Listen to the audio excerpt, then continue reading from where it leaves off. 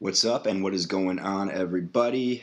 This is Bull Chat with Randy Paddock, episode 2. So we're trying this out. Hopefully you guys like the first one. I got some pretty good feedback on it. So I'm going to continue to do them. I'm sticking to it. My goal is every Saturday to be able to get one out once a week. I'm committing because it's 75 degrees outside in Chicago at the end of October, and I'm sitting in here doing a podcast like a nerd. But I did good today so far. Went for a little run, went to jiu-jitsu, took the boy Leroy out on a pretty long walk. We'll probably hit another one up here in a little bit. Helped my neighbor, held the door for her while she was moving some stuff, was feeling neighborly. So it is all good in the hood.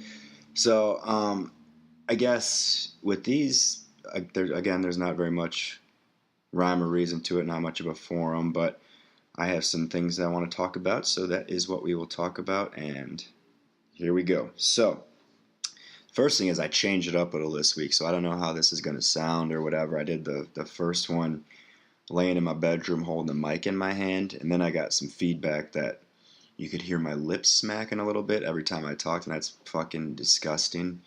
So, I moved out of my room into my living room here. I got the shitty mic on this little shitty tripod going on. So this is the setup we got going on. It's funny too. I have like the apartment of the quintessential like dude that lives on his own that's probably not going to get married for a very, very long time. So saying that is it's small and it's very dull. I don't have any. I have two things on the wall. So in my kitchen, I have this thing. My buddy Becker makes them. She's really artsy, and she takes like wood cutouts, and then she'll make different designs of different things using like yarn and weaving it. I think that's what it looks like, at least. I don't know. I have this Cubs one that she made. My mom got it for me for my birthday a couple years back, or maybe last year. I don't remember, but it's awesome. So that's hanging up. And God bless my mom. Big shout out. She always hooks it up with the good presents. And then in the living room, that's where I'm sitting now. I have a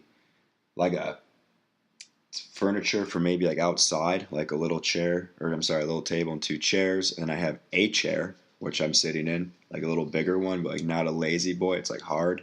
Then a table. It's a big square table, and then a TV. And I have a wireless box from AT&T that hasn't worked in months. So I got that going. And then to my left here, I have my dad's old toy box as a semi-table with a lamp on it. And then I have a sweet-ass painting of Michael Jordan on the wall. When I opened my first business in Raleigh, I was partnered up with this kid. And there was this girl that worked with him, and I was like looking at her Facebook one day, and she had this like picture of her on. I'm like, hey, that's a good picture. She's like, well, that's not a picture. That's a painting. I'm like, you painted that shit? She's like, yeah. I'm like, hey, can you do a Michael Jordan one for me? She's like, yeah. So it's that picture where he's got all the rings on, and his head's like, it's close up to his head, and he's got his hand on his head showing the rings, and then she put this Chicago background, skyline. It's pretty sweet. So that's hanging up. Then you go into my room, and there's nothing on there. There's a TV and a bed, and that's that.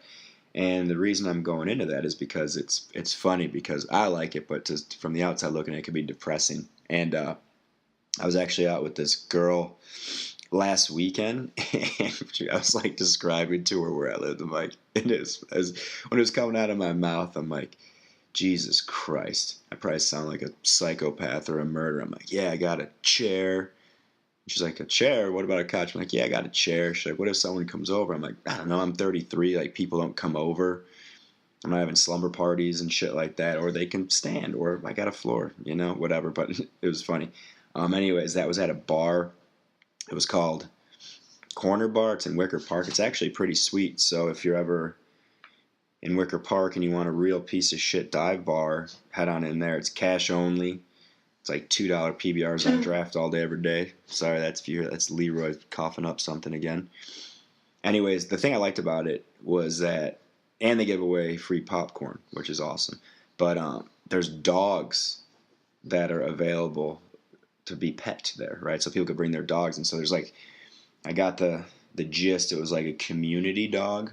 He was like, I don't know what he was. He was a good looking pooch though. Maybe some sort of a boxer or something mix. He was very nice. I walk around, he had his like water bowl. And then this guy and this girl and their like probably parents came in, maybe an in-law situation. They brought a wiener dog that was wearing a Cubs shirt. So that was pretty awesome.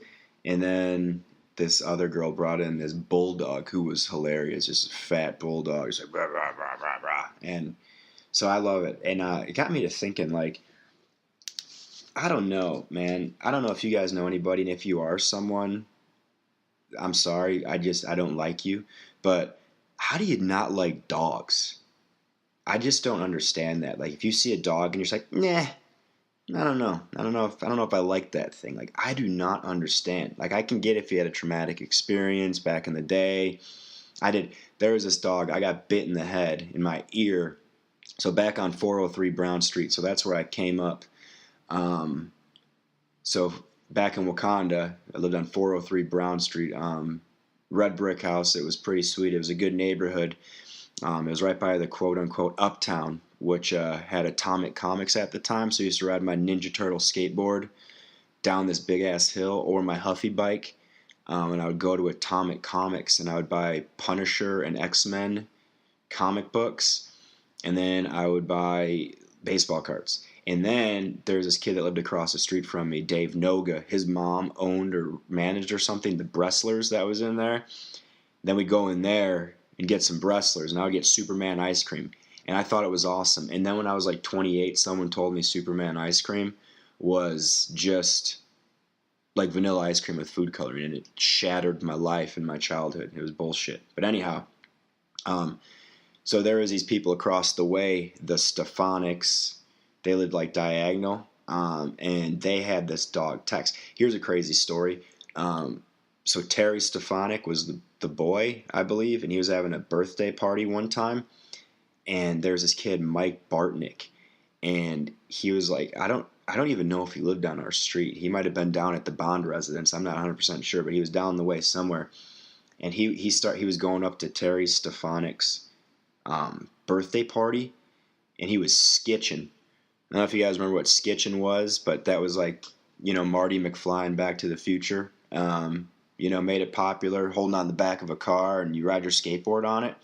Anyways, he was skitching to Terry Stefanik's birthday party, and something fucked up, and he went under the car, and it like ran over his head, but it couldn't have been his whole head because the kid survived. It was like maybe like a portion of his head, or he smashed his. I don't know what the fuck happened, but it happened directly in front of my house. And there was this big-ass pool of blood in front of the house and this crazy scene, and it was nuts. And I remember Terry Stefanik, I'll remember this like forever. He was like crying because the kid was trying to go to his birthday party. I'm like, man, that sucks. Anyways, Mike Bartnick lived. I saw him at like Randy Bond's swimming pool like a little while later. He was wearing a halo, though, like maybe like holding his skull and spine together. But anyways, a different time I was over at the Stefanics, and they had this dog, Tex. And I don't remember what Tex was because I was pretty young, but I was like, and it's probably my fault. I was like maybe like blowing kisses at him or fucking with him some way, trying to be, love him on him a little bit. And he did not like that. And he jumped up and he bit me on the side of the head right in my ear. And I remember I had to go like get my ear like stitched back to my head at the hospital. And then I didn't go to the Stephanics anymore. But so if that kind of shit happened, yeah, I'm sympathetic if you don't like dogs. But short of that, like if you don't like dogs, I don't think you have a soul. Like there's just something weird about you. And if you're like, yeah, I just prefer cats, like that's fucking weird to me. Maybe it's because I grew up with dogs. When I was growing up, we had these two sweet dogs. One sweet dog and one dog that I hated, but he was kind of funny. So we had Buster and Biff. So Buster was like my original dog. We got him when I was young. He was a Keeshhound or K-Sound or Keesh. I don't remember how they say it. Really good looking dog. Essentially looked like wolves, and he was awesome. And he was a good boy. And then later on we got Biff, and Biff was a Maltese, and Biff was a little shit. If any of you guys, like any of my boys from back in the day, remember coming over, you guys remember Buster and Biff was a shit. And Biff loved my sister. He would bite me, would bark at me. And he was like little, and he was really gross. Like he was just a disgusting little dog. He was always trying to run away. And to be fair, I would like not try that hard to catch him because I didn't like him because he was always trying to come at me. But And he had like weird tendencies. My sister had these like gorilla slippers. They were like these gorillas, and it would be like you'd put the foot in where the stomach is, and Biff would steal those, and he would take them to his little lair, and his lair was a fucking laundry basket, and he would like he was like aggressive. He would like bite it and like flip it around in his head, and then he would take it into the laundry basket and bang it and just hump the shit out of it. And then if you went by him, he'd bite you. It was crazy.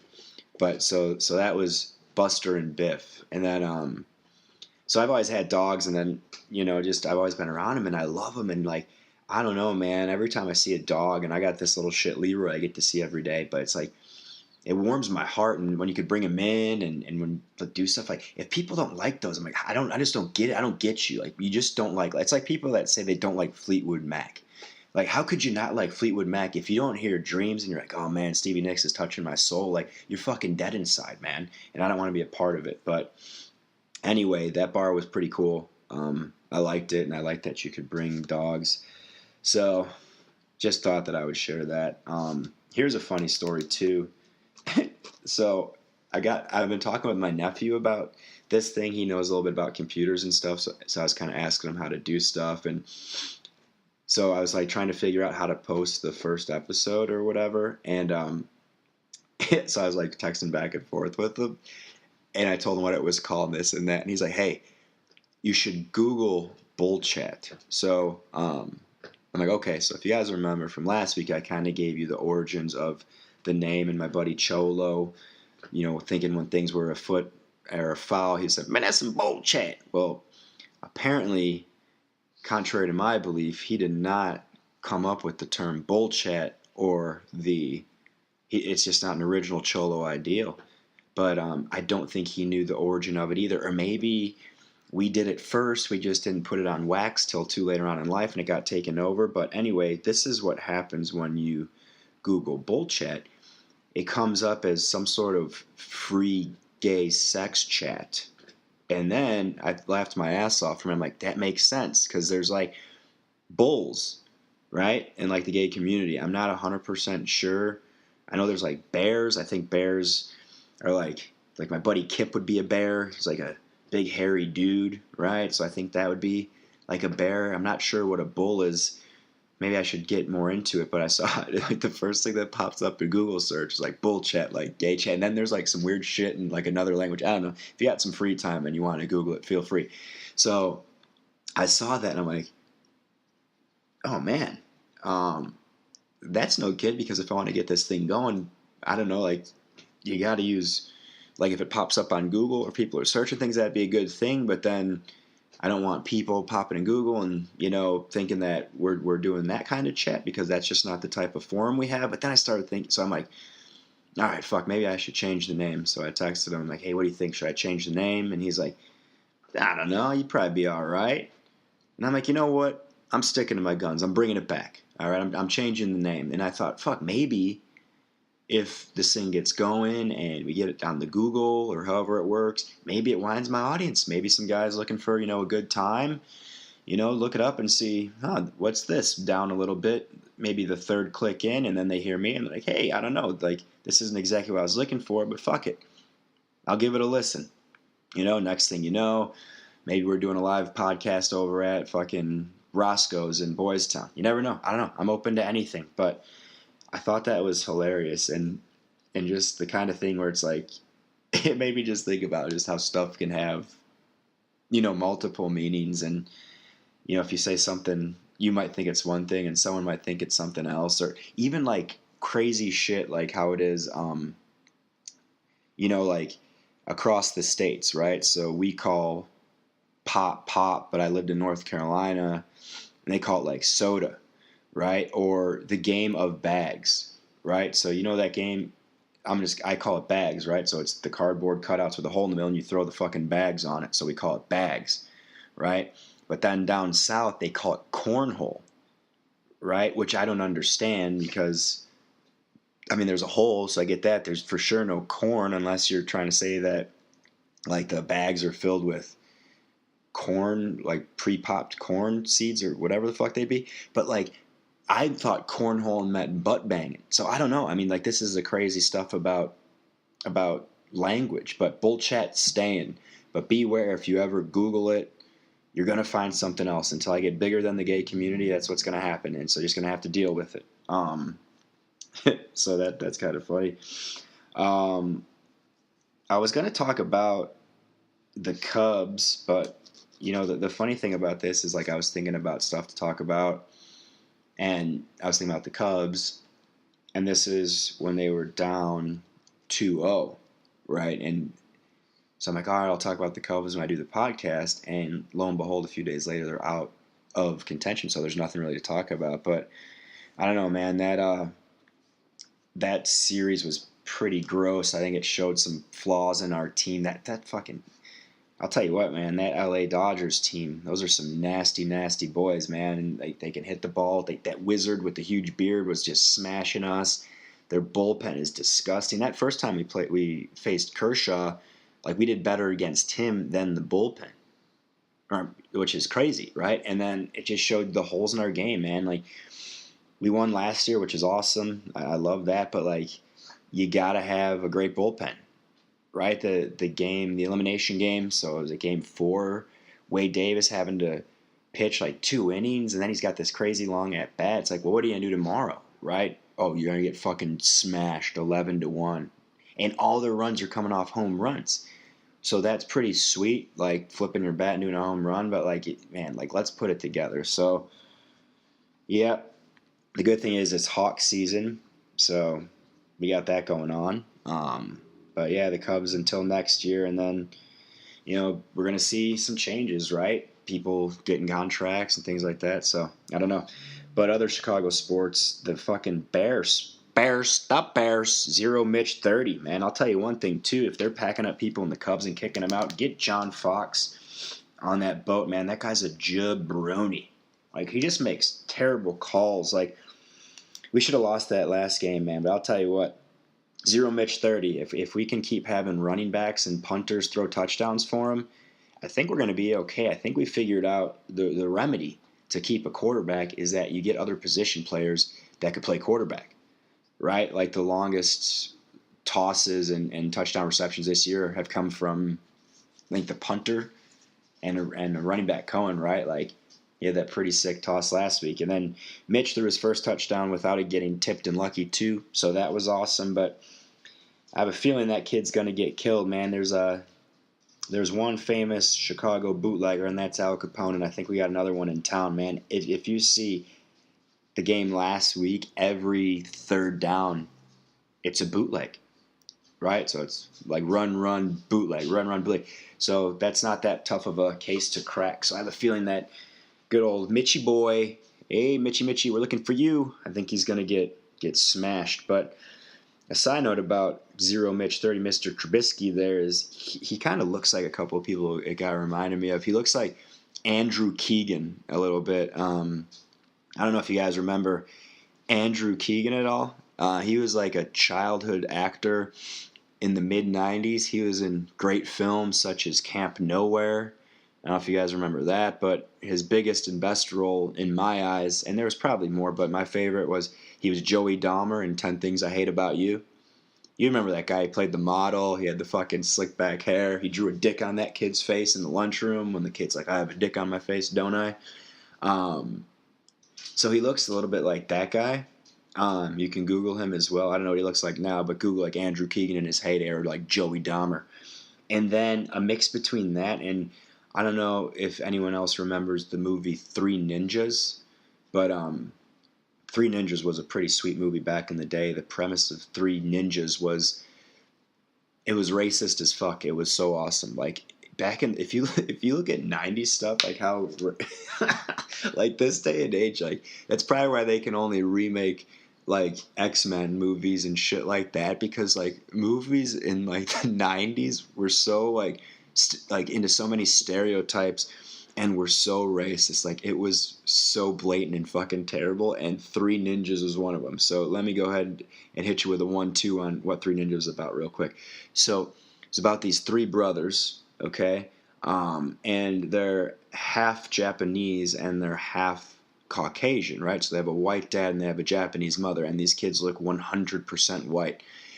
And they have they have this grandpa who's Japanese, the mom's dad, and they go hang out with him every summer. And you guessed it, since he's Japanese, he's a ninja, and he teaches them the ways of the ninja on their summer vacations. And there's 3 kids, and it's kind of funny. They have like the 3 stereotypical like personality types of adolescents, right? So you got Rocky. I don't remember their real names, but the grandpa gave him a name. He's like, "You are Rocky because you are hard like a rock."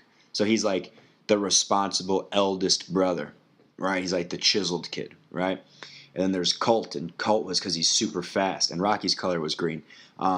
And there was Colt, and Colt was super fast. And sorry, that's some asshole on a motorcycle thrown by my window. But Colt, yeah, he was like the wild card middle child, classic middle child, right? Like he was like the fuck up acting out, but the mom kind of and the dad kind of liked him the best because, he was just, the smart ass, like, whatever, dad. But he would like call him by his real name, like say his dad's name's like John. He's like, "Whatever, John. I'm going back to Grandpa's." He had that middle child chip on his shoulder. And then there was the lovable youngest kid. He was Tum Tum. And this is hilarious. They call him Tum Tum because he had the endless belly. So this kid was like this, and he was kind of chubby. And that's probably how they got away with it, is he wasn't that chubby, because then it would just be like, wow, it's like the movie Heavyweights. I don't know if you guys remember Heavyweights, but they had all those, like, every obese child actor of 1995 was in it. It was about fat camp. And fucking Ben Stiller was Uncle Tony, and he was like trying to whip them all into shape. That was hilarious. But anyway, so Tum Tum was like always eating candy and stuff. So he was like the lovable little guy, and he was like the comic relief. So those were the 3 boys, and their grandpa taught them how to be ninjas. And then the dad and the grandpa clashed, right? Like the dad was in the CIA or FBI or some shit, and he clashed with the grandpa, and he's like, "Hey, you don't teach my kids the ninja ways. They're going to be white American boys." And he's like, "Hey, this is our culture, whatever. But he went with the dad. So anyways, they get into all these adventures and do these things, and fight bad guys and become ninjas. But like, I was just thinking about that. Like, it was the grandpa shows up sometimes like a whole ninja garb, and he's like, "Wah, wah," like whooping everyone's ass. But anyway, so there's these 3 bad guys in this movie. They're like these like stoner dudes that are hired to kidnap these guys and bring them to the main bad guy. So they pull like, it's like a Home Alone type of thing. So these kids, that was like a thing, I guess, back in the 90s. Like maybe it was trying to empower children, but it was like, yeah, people come in your house and set a bunch of booby traps and you're going to win. So that's exactly what happened. So they caught wind these guys were coming in, and there was 3 of them, right? And so anyways, Mitch Trubisky looks like one of them. He was like the Asian kind of Hawaiian looking kid, the long hair. They all had long hair, like Metallica t-shirts, again, very cliche. And what the 3 ninjas did to get this fucker is these guys loved like 7-Eleven and getting these big ass sodas.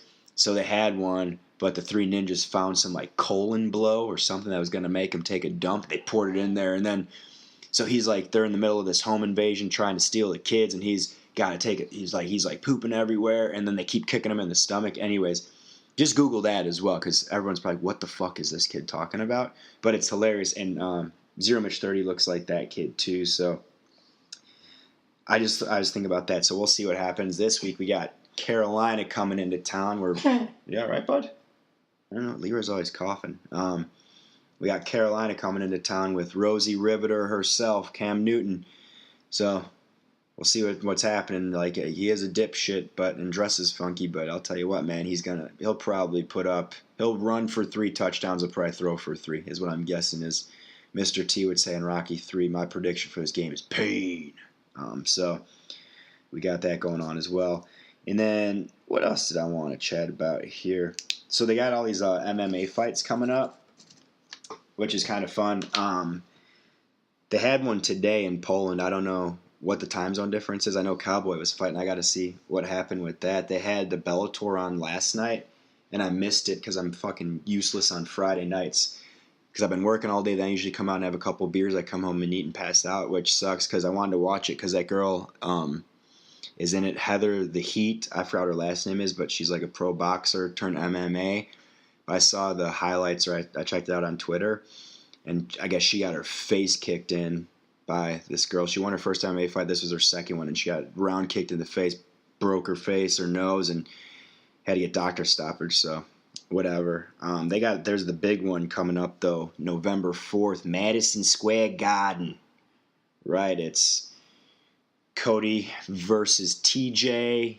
You got Johanna Champion is fighting Rose Nunez, and then you got Bisping, fucking St. Pierre, George St. Pierre. This would have been a sweet fight 10 years ago, but it's what the UFC does now, is super fighting. So it got me thinking. I was watching their like press conferences that they have to do, and man, there's all this like shit talking going on in MMA now, and it's so funny. So obviously everyone knows Conor McGregor, and this guy was like sweet at shit talking, like who the fuck is this guy, and like all that stuff. So I mean, he just stepped up a game, and he created a whole image, and he got himself in a position to be the face of a place he doesn't even fight at a lot, and to get that Mayweather fight and to do all that stuff. So it's like phenomenal marketing. He's great at shit talking. Like, he's hilarious. Like, that Ultimate Fighter he had with Uriah Faber is so funny. He's just always calling him a midget and talking about his big ass head and his butt chin and stuff, and it was so funny. But so now, everybody's got to talk shit, they think, to sell a fight, and you got that Kevin Lee guy just got beat. He was one of those guys talking shit, but whatever. But watching George St. Pierre and Michael Bisping talk shit to each other is the funniest thing on the planet, and it's like pulling teeth. So I don't know where they were at, but there was some press conference, and then after the fact, it was like on Bisping's Instagram or somebody, it was like a behind the scenes, because during the like their stare down, Bisping was like getting to his face saying something, I don't remember, and then George St. Pierre pushed him. Obviously that's what you got to do in the stare down to sell the fight. Like, oh, there's some blind blood. There's a possibility we're gonna have a brawl right now, bro. But he didn't. I guess Bisping didn't like it. So then it's the weirdest thing, because they're both from different countries, and it sucks because I can't even do an imitation, because I don't know how to do a British imitation, and I definitely don't know how to do like a French Canadian one. But it's like Michael Bisping goes up to St. Pierre, like behind the scenes, and he's like, all he just keeps saying is like, keep your hands to yourself, keep your hands to yourself. I wish I knew how to do it, but he's saying keep your hands to yourself, and then like trying to get in his face, and then George St. Pierre is just saying fuck off, and that's their conversation for literally 3 minutes. It's all just Bisping saying, better keep your hands to yourself, and then it's just St. Pierre going fuck off, and I'm like, man, like, why? Like, why do these guys have to, like, it's Conor McGregor's fault for like bringing that up to the forefront, but man, like, it's everyone feels they have to do it now, and it's becoming like the WWF. Bellator's more like the WWF, which is pretty funny, but like their shit talking skills, like they need to start doing like a class on it, because it's terrible. But I'm down for it. I'm like loving the more. I grew up on the WWF, and yeah, I don't know what the protocol is, but if you think of the WWF like the WWE, you go in that category of people that don't like Dogs or Fleetwood Mac. I just don't like you because you don't got a soul, man. It's the WWF. It's the World Wrestling Federation, man. And if you grew up on that shit, like it, I was thinking about that the other day too, is I try to watch wrestling every now and then. I got some buddies that still like to watch it. So like every now and then I'll give it a watch. But I don't know who the guys are, these days, like who's the top guys. And the thing I don't like is a lot of them are like, they have like their names, like Joe Smith or whatever. So I was thinking back. So there was the Attitude Era, which we'll get into another day, because that was awesome. And that was Stone Cold, Austin 316. I just whooped your ass slamming beers. And that was The Rock, before he was Dwayne Johnson, when he was just The Rock, and he was calling people jabronis and asking people if they knew what he was cooking and interrupting people saying it didn't matter and checking people into the SmackDown Hotel on Candy Ass Boulevard and Jabroni Lane. And that shit was so good. But I'm talking before that. Like when I was growing up, and maybe because there was less content. So on 403 Brown Street, it was this time that I was just talking to you about. This is what I did on Saturday mornings. I woke up, and I went and I watched WWF Superstars. It was on Saturday mornings. There was like no Monday Night Raw. There wasn't like SmackDown. There wasn't whatever the fuck, and there wasn't all these pay-per-views either. There was just like a couple. But I would watch Superstars on Saturday morning, man, and I would eat cheese sandwiches. Like that was my choice to eat. So my mom, bless her heart, would make me cheese sandwiches, and it's exactly how it sounded. It was just bread, mayo, cheese. Yeah. Anyhow, I would eat those in my PJs and watch WWF Superstars, man. And the thing I liked about WWF Superstars is I don't even know if there was like matches during it. There was maybe like a couple, but it was like the soap opera going on. So it was all about like, let me tell you some of these heavy hitters around at this time. So obviously you had Hulkamania just fucking running wild on everybody, brother. So the Hulk was there, and this, like, again, this goes back to shit you probably couldn't do these days in stereotypes. But like, so anyways, we had Hulk Hogan, we had the Ultimate Warrior, Legion of Doom. They're my favorite. R.I.P. Hawk. You had Macho Man. The madness was going everywhere. Jake the Snake. The model Rick Martel. Shawn Michaels, right? The Rockers, and then he became Shawn Michaels was going on. Stop, Leroy. So we had all this stuff going on, and like they would just do, like Bruce the Barber Beefcake had like a little show on there, like at the barber shop and all this stuff. It was just so awesome. And they did, Mr. Perfect was there, and he used to do these like clips where he's like perfect, and he'd like be playing all these sports. I loved Mr. Perfect, man. He'd like spit his gum out and hit it with his towel every time. Like, it's just perfect. Bobby the Brain Heenan, all that shit was going on. But I remember too, man, like it would get you sucked in. Like, I don't know these days if like the bad guys are bad guys, but back in those days, the bad guys, you hated the bad guys. And I remember why I said like you couldn't do it these days, because there'd probably be a million different fucking groups all over their ass. So in the early 90s when Desert Storm was going on, the WWF like took it and ran with it. And here's exactly what they did. They just made it about the two different sides, man. So they had Hulk Hogan, right? Hulkamania. I'm a real American, you son of a bitch. He changed it up, man. He took off his yellow panties and he threw on fatigues. And like, I'm not talking your boys' classic fatigues. I'm talking these are Desert Storm fatigues. But what they did, which I thought was the coolest, because it made me hate people even more, is they made like a terrorist cell, okay? And we were fighting Saddam Hussein in Iraq in Desert Storm, and they had a crew of dudes that represented that. And here was the crew. Leading the crew was Sergeant Slaughter, right? Sergeant Slaughter was a fucking G.I. Joe, man. Like, he was a G.I. Joe toy. Like, he was the sergeant. Had his whistle, his big-ass chin. And he would used to wear fatigues and a wife beater, and he'd give people the camel clutch. And he was a good guy. He was for America. But then he switched over and he became for Iraq, and they changed it up crazy, man. He was like wearing the whole like full like Iraqi garb, and like he was wearing his fatigues, but then he would have like the hat, like the kind of like towel, not a towel. I don't know what the hell it's called. This is so bad. I mean, I should probably know that my Iraqi culture a little bit better, but like, you know, like it's not like a turban, but it would like go down. He had that, and then there was General Adnan, who was like his manager, and that dude was like wearing like a beret, and he was wearing the full military getup for Iraq, and like he would just be screaming in Iraqi, like he wouldn't speak English, like and like fucking slapping his hand and waving the Iraqi flag. And then they had Colonel Mustafa.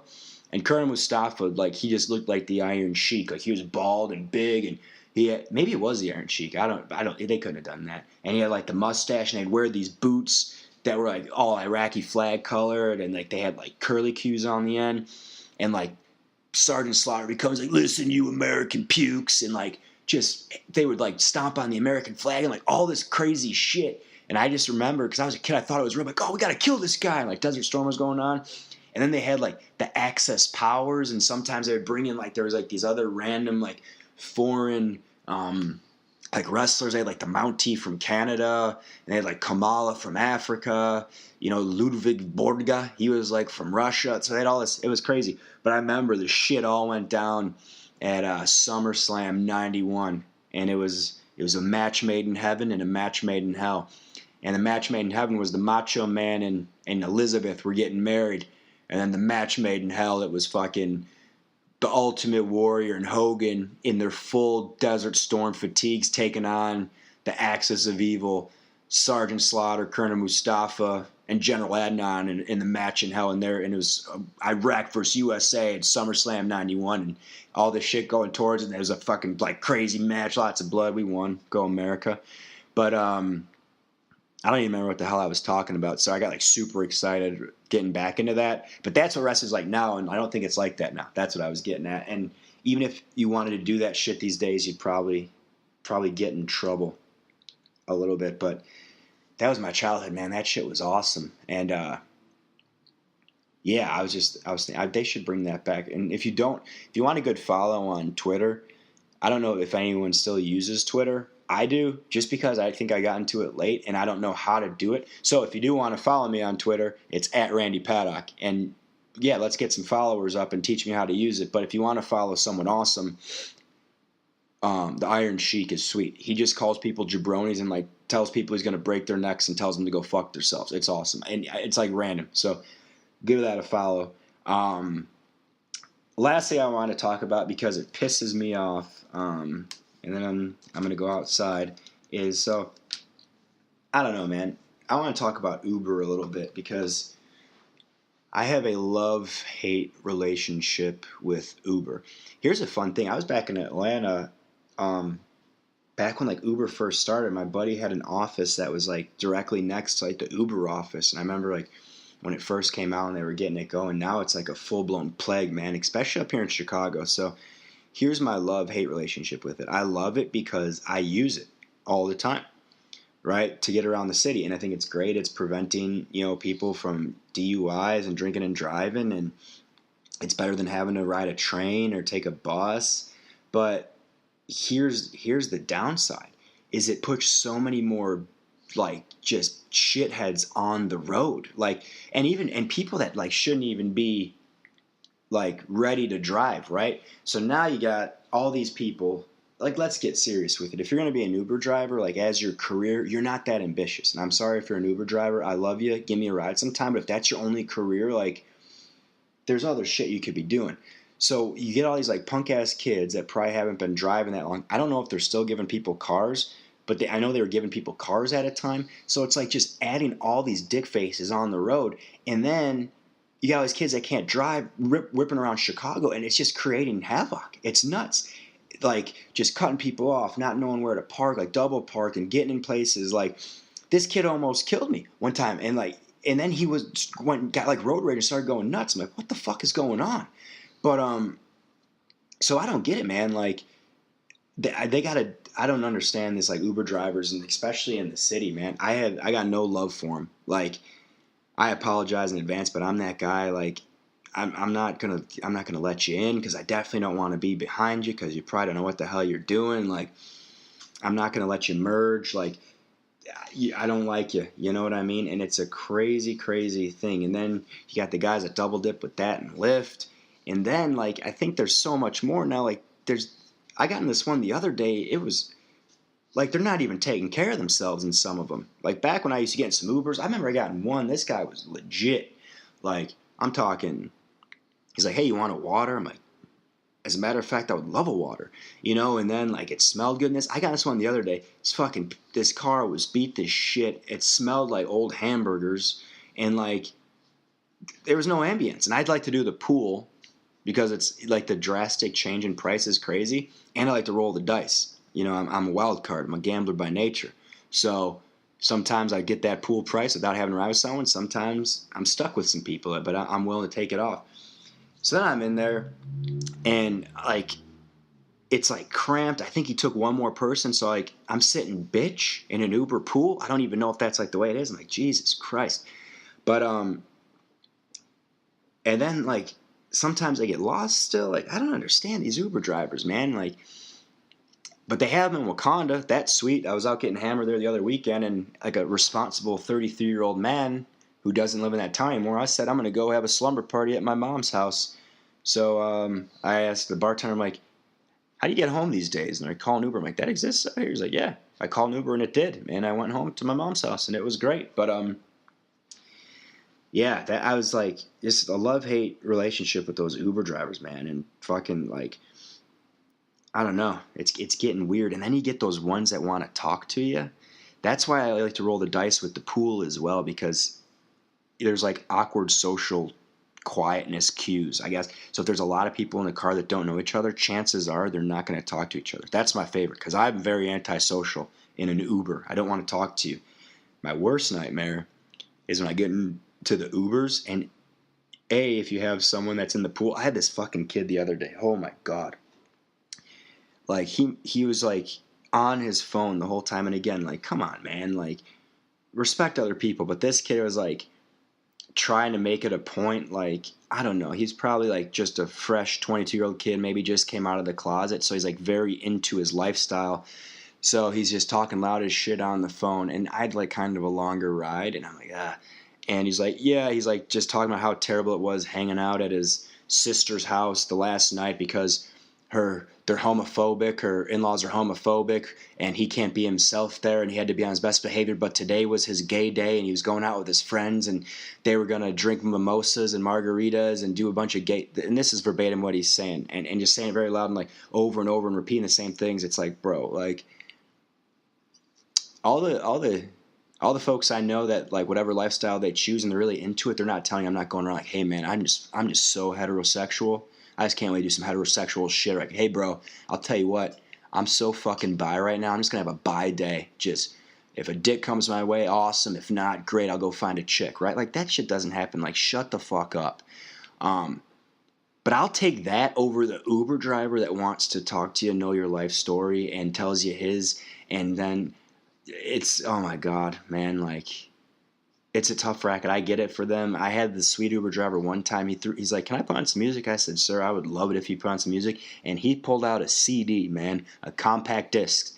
So not an iPod, not Spotify, a mixtape. And this mixtape was the shit. And I wouldn't see it coming from this guy. This was like a Middle Eastern guy, probably like in his, I don't know, 30s. And he started busting out like 90s like alternative music. I'm talking like Dishwalla, Gin Blossoms, like Counting Crows and shit. And he was like into it and like singing a little. I'm like, this is fucking sweet.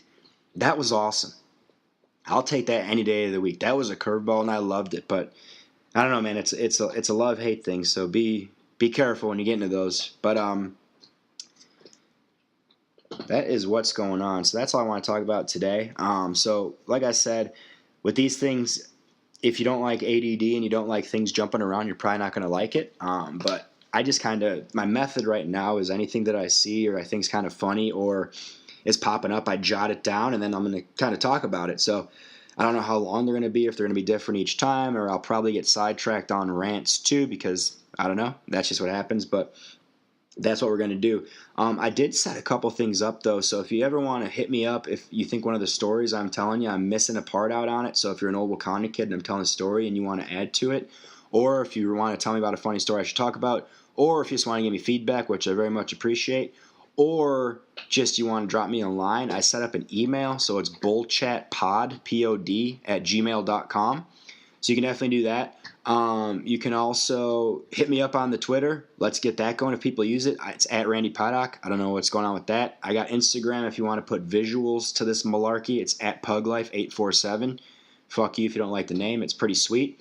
But yeah, I'm going to put this one up, and I'm trying to get it on iTunes as well. I don't know how to do this stuff, but hopefully it'll be up going. Hopefully you guys like it. And then, like I said, I'm committed once a week putting out some shit. So hit me up if you got a funny idea.